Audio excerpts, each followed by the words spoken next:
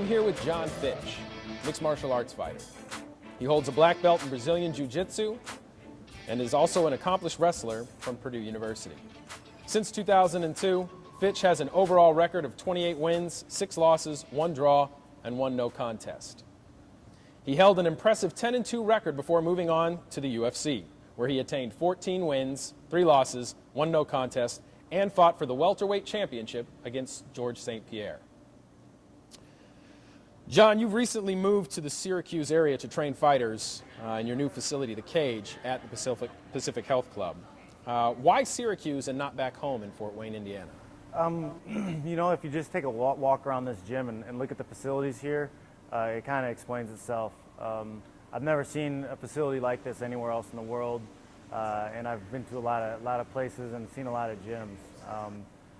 Darren Carroll is also an outstanding boxing coach, and I'm getting a lot of good work in with him. And we're hoping to build the jiu-jitsu program and the rest of the MMA program up to the caliber of you know, teams like AKA my current and former team. is there a strong base for mixed martial arts in the upstate New York area? Yeah, it's also one of the reasons that this is appealing to me, because there's a large wrestling presence actually in New York, Pennsylvania, New Jersey, this Upper East Coast area. There's a lot of really good wrestlers out here, and I don't think there's a martial arts gym in the region that can really utilize those talents and those abilities of those wrestlers. So if we bring my abilities as a coach out here and use this facility, we might be able to really turn out some awesome fighters. Do you think MMA kind of building a foundation in the New York State area might adjust the perception from the New York State boxing and the sanctioning commission? I think hopefully. I mean, it's been accepted pretty much everywhere else. It's kind of strange that it hasn't been accepted in New York. I think it's just a matter of time. The more and more the cities or the states outside of New York start having more and more legalized shows, people will be leaving New York to go watch fights in other states. That's revenue that could be generated here. You know, it's a positive thing. It's good for your kids. Like it's a good role models in the sport. And I think the longer we're around, the more people are going to see what we're about, and it's going to change a lot more of those minds. And it'll be, you know, a common thing for people to go to an MMA fight, I think, 10 years from now. Did you consider staying in San Jose or going to Fort Wayne, or were you always planning on coming to the Syracuse area? No, yeah, you know, I was kind of looking around at possible places to open a gym. I had looked North Carolina, back in Indiana. I'd looked different places, California. But a lot of it was, you know, startup. There's a lot of money that goes into starting up a gym. We're here, the facility's already here. I get to walk into a multi-million-dollar facility that's unmatched anywhere else in the world. So there's a huge advantage in that. It's not going to take a lot of building to get things going just so I can have a practice. You know, I don't have to build the gym. The gym's already here.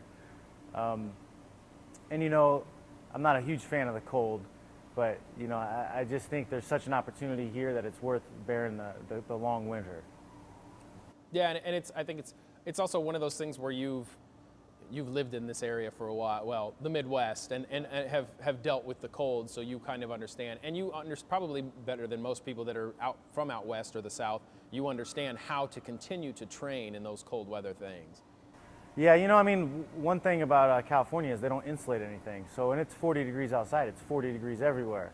Well, at least here, you know, it might be, you know, freezing outside, but once you get inside, the heat's on, it's pretty warm. Like, they insulate things well. So using that and knowing that, you know, people here are also prepared to plow the streets, and we made sure to get covered parking so I don't gotta dig my car out, so I can get to the gym on time.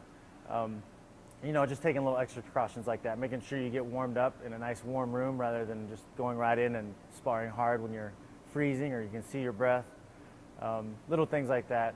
But you know, cold weather training isn't so bad. Sometimes it's better because it isolates you and makes you train more. Like the gym's the warmest place around, really. Now, is the intent for you, obviously you're wanting to build this gym up to the level of an AKA or something else like that. Is the intent for you, as you continue to fight, to go back and forth between San Jose and this area? Yeah, I'll be here, training people, building this team up, and doing some training myself for fights. But I'm going to finish up my training camps in AKA in San Jose at AKA. I mean, what we have over there is kind of unmatched anywhere else. We got some of the best fighters in the world, multiple champions. We haven't built that yet here, so I still need to go over and train with the best in order to be the best. So I'm going to get my training here for part of the camp, and then the last few weeks I'm going to be going out to San Jose, and then right after the fight I'll be right back. Is the intent behind the cage to have a group of fighters similar to what they have at AKA and compete? It's kind of my, it's one of the opportunities I saw in coming out here was to be able to create a team of monsters in my image. That's appealing to me. I don't know if that's weird or whatever, but to be able to, I'm a little like mad scientist, like I can add this chemical to this chemical and we'll create this. Like, I like the idea of being able to do that. Be able to pick trainers and styles and techniques and what we call in the fighting, we call it your game, developing a game, a fighting style. Kind of having a little bit of control on somebody's development from the beginning and how they fight. I think that's I think that'd be a lot of fun. I think stuff like Greg Jackson has done with a lot of his guys and come up with a lot of stuff on his own. I'd like to be one of those guys someday. So the intent is to kind of turn the fighters that come through the cage into your own masterpiece. Yes, exactly. I want to create my little monsters, my little masterpieces, my little unshaped pieces of clay. I'm going to turn into something. I recently read that the career expectancy for a fighter in MMA is typically 9 years. You've already surpassed that by 2 years. Are your best years in the fight game still ahead of you? I feel like I still have a lot of years left in me in the fight game. I have a very, very dominating fighting style. I don't take a lot of damage. I haven't had a lot of knockouts. I haven't gotten cut a lot in fights. My body is in still relatively good shape. I haven't had any knee surgeries. I did have shoulder surgery, but everything else has been held together pretty well. Even though it's been a long career with wrestling and everything else I've done up to this point, I still feel like I have a good 5 years left in me, maybe more. I once said before that I had 15 fights left in me. I got maybe that was 2 fights ago, I think. So 13 left. So I feel like I could easily churn that out. I'm having fun with what I'm doing. My next fight might actually be for a title. So, things are still looking good in my career. If you do end up fighting for a title next, who would you be fighting against? Well, I'm fighting with World Series of Fighting right now. So the current champ at welterweight is Steve Carl, who submitted Josh Berkman back at World Series of Fighting 6, I believe. You mentioned before this is a good role model, or the fighters in the fight game are good role models for children. You have your own child, another one on the way.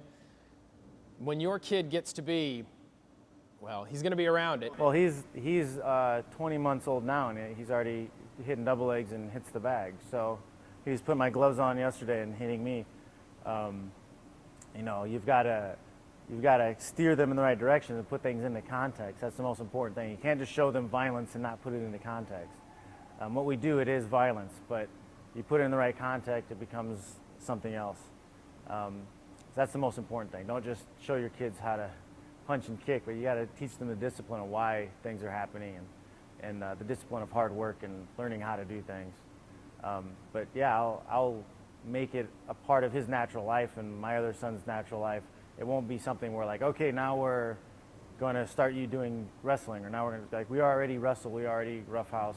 He doesn't know what we're doing, but we're grappling. We're just playing around and roughhousing, and he likes it, but he doesn't know that I'm training him.